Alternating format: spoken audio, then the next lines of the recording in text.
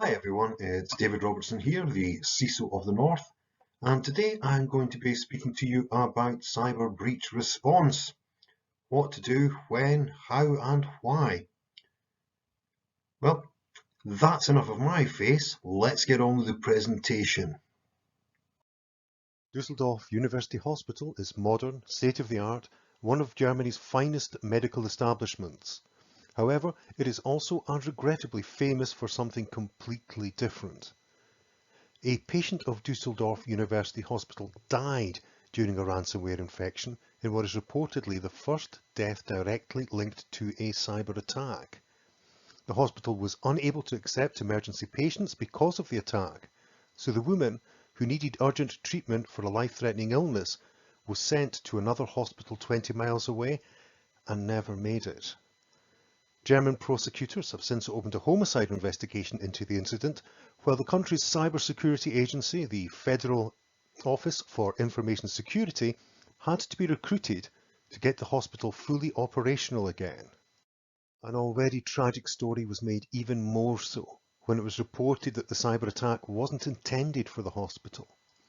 The ransom note was addressed to the nearby partnership university, Heinrich Heine University in Düsseldorf, which suggests the attackers weren't aware that they had infected one of the largest hospitals in Western Germany. The criminals stopped their attack when they learned that it had shut down the hospital. By then the damage had already been done.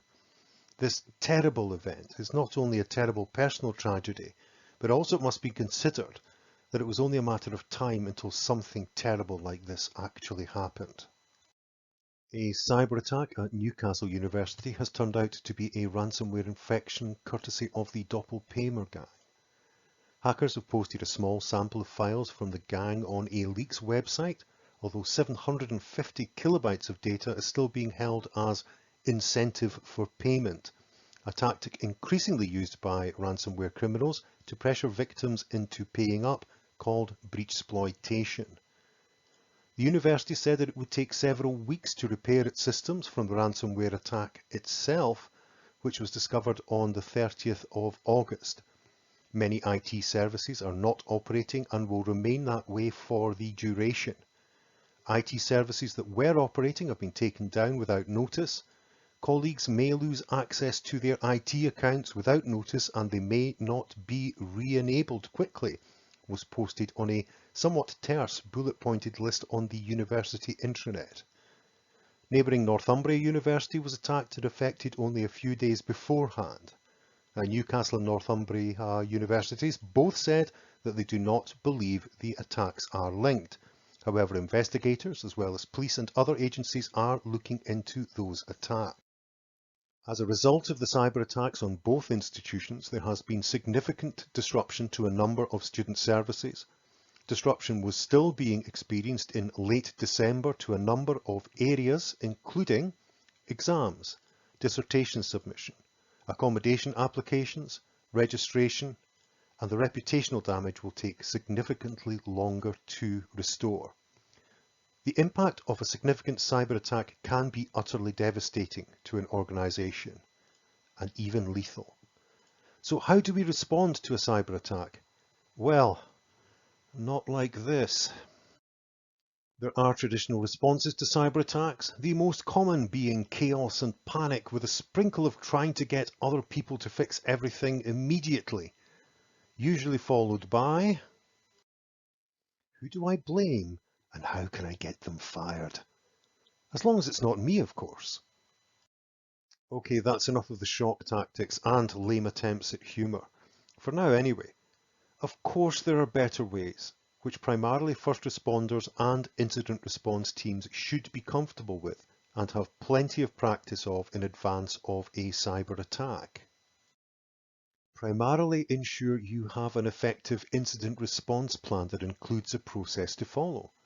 Ensure you have an efficient process for handling incidents of all sizes, and specify who does what, including internal communications and response cover to avoid any hesitation or delay when immediate action is required, even if it is to switch everything off. Practice different scenarios and types of attack before a major cyber attack happens. then practice some more and practice regularly. Tabletop exercises are a key component of this exercise. This is to minimize the damage caused, optimize the recovery of information and services, and to maintain or regain business continuity following a real cyber attack.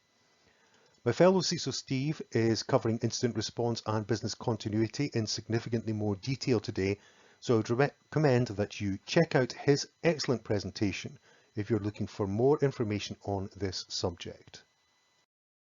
Internal controls, responses and communications are vital to restoration and recovery, but what about the wider picture?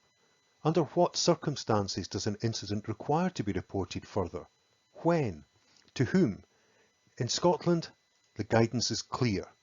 There are 6 levels of incident identified in the Public Sector Action Plan, ranging from the day-to-day at 6 to national emergency at number 1.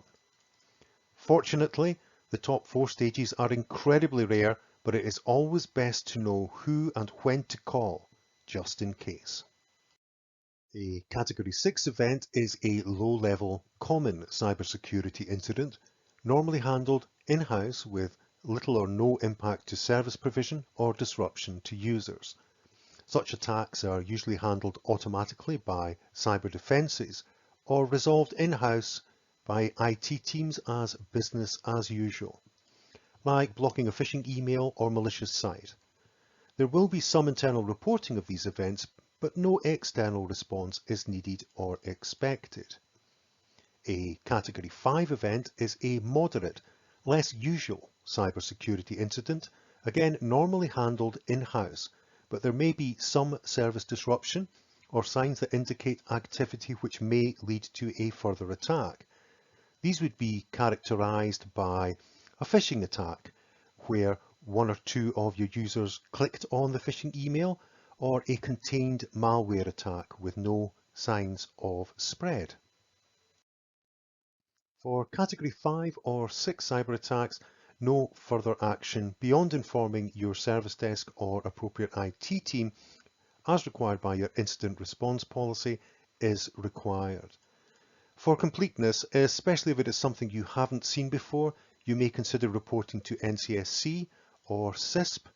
The links are displayed here, and for alerts and further info, you should join the CISP community as soon as possible.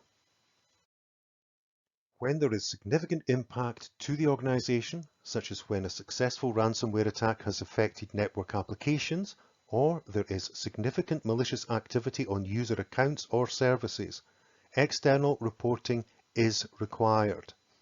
If a college or university has been compromised substantially or significantly by a cyber attack, then a Category 4 or even a Category 3 incident should be reported immediately. In the context of importance, universities and colleges are categorized as essential services.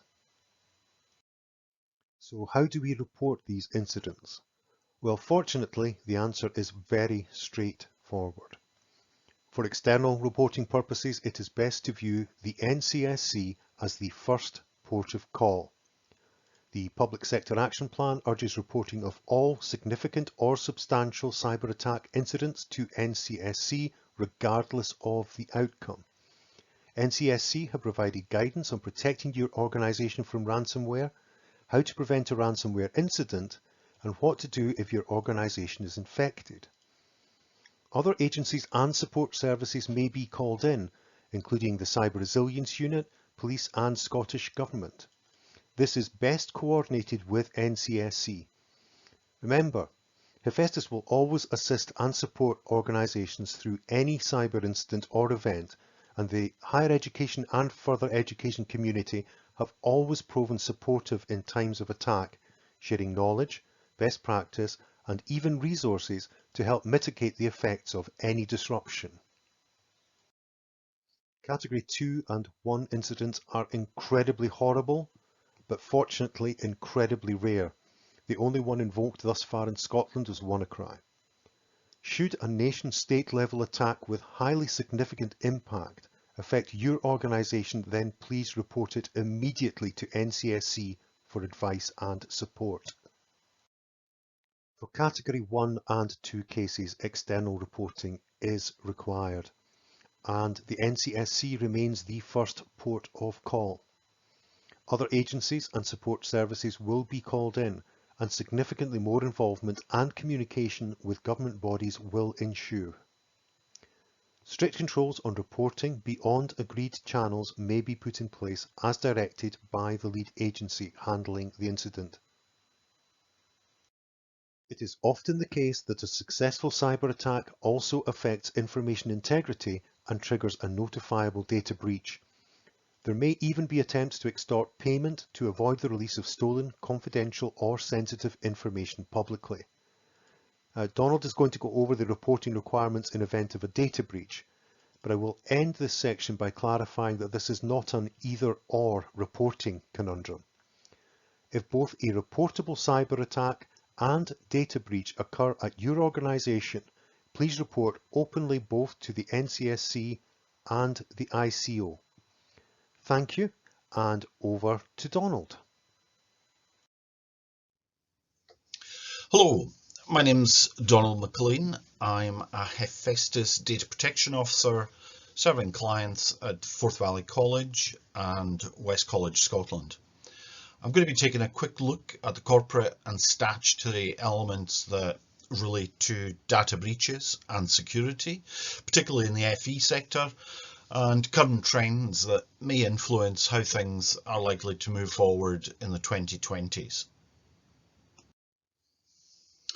It's a sad fact that cyber attacks have been on the rise for some time and are predicted to keep rising in 2022 and beyond, where individuals and groups anywhere in the world can attack systems and organisations anywhere for profit or merely for mischief. It's a trend that's likely to continue. So the size of the cybersecurity industry has grown year on year and is predicted to keep growing. Data breaches, whether caused by cyber incidents or otherwise, continue to be a threat to organisations and can have financial, reputational and business continuity consequences. They can also lead to enforcement action by the Information Commissioner, and the education sector continues to be fairly highly ranked on the ICO's list of reported breaches by sector. The nature of the threats faced by organisations are constantly changing. Types of phishing attacks become more sophisticated. Ransomware is still ransomware, but new twists and methodologies are introduced as new or adapted malware is developed. Without a doubt, the enforced uptake of working from home in 2020 introduced new security challenges. Even if staff start to return to offices en masse, hybrid working is likely to continue in many organisations, and those challenges will remain. For those returning to offices, there are issues related to cleaning up home setups as regards documentation, data and hardware. Control of data and hardware in relation to those making career and lifestyle choices and perhaps moving on during the pandemic are more challenging than if they were serving notice within the building. I've noticed a trend in security magazines and journals towards consideration of records management and cybersecurity. Current thinking seems to be encouraging more collaboration between records management staff, IT and cybersecurity officers. This makes perfect sense, particularly when considering the Scottish Government's cyber resilience framework, which is an attempt to standardise the levels of resilience across Scotland's public bodies and authorities. It would be very difficult to show compliance with this framework without input from records management staff, and I would argue that such considerations need to be wider in scope than linking cyber and records management. The trend towards linking records management and cybersecurity is very welcome for a data protection officer, but I would widen the scope to consider what I call the Fantastic Four. That's governance, records management, data protection, and cybersecurity. At a very basic governance level, if staff don't know what the company policy and procedure is for handling and securing data, this is likely to lead to confusion and errors, if not outright apathy. Some would regard good records management practices to be the responsibility of the governance department, or at least under its wing, and the two are certainly connected. Governance and records management are the basic foundations for good data protection compliance, and are also required for compliance with the Scottish Government's cyber resilience framework. These are different disciplines, but all interlinked in terms of security and compliance. ICO's accountability tracker is a compliance tool of several hundred lines, which highlights the areas that ICO would like organisations to address. These are often related to the statutory requirements of the UK GDPR and the Data Protection Act 2018, but some are not directly related to law and may be regarded as nice to have in terms of priority. The Scottish Government's Cyber Resilience Framework tool is similarly bulky and has over 600 lines at 3 compliance levels: baseline, target, and advanced. At present, colleges are expected to achieve target level for compliance. Many items in these 2 compliance tools overlap in terms of security, governance, and records management. Governance is crucial to compliance in the fields of both data protection and cybersecurity. An organisation and its staff need to be clear about company policy, what it is, and how they're expected to operate to adhere to it. Governance should also be considering business continuity, how to ensure it, and how to avoid disaster. If the worst does happen, disaster recovery planning should help mitigate the worst outcomes of any given incident. Information governance groups should have representatives from senior management, data protection, records management, and security staff as a minimum. Competent records management compliance is a statutory duty for many public bodies. Scottish colleges were not within scope of the Public Records Scotland Act 2011, which was a bit of a shame in my opinion, as if they had been, they may have been better prepared structurally for the demands of EU GDPR compliance back in 2018. As is becoming clear, the need for competent records management practices is required for compliance in other areas, notably data protection and cybersecurity. Data protection compliance is a statutory requirement, and the consequences of a major data breach or cybersecurity incident can be crippling for an organisation. It's bad for reputation, expensive, there's potential for statutory authority action, and the possibility of recovery action lasting weeks, months, or even years. Again, there is interdependence on good governance and records management and robust cybersecurity practices. Doubtless due to the rising levels of cyber attacks against public bodies and authorities, ICO tend to be interested in the nature of attacks and how they were dealt with by organisations, even if the level of the attack would not reach the normal bar for formal reporting to ICO.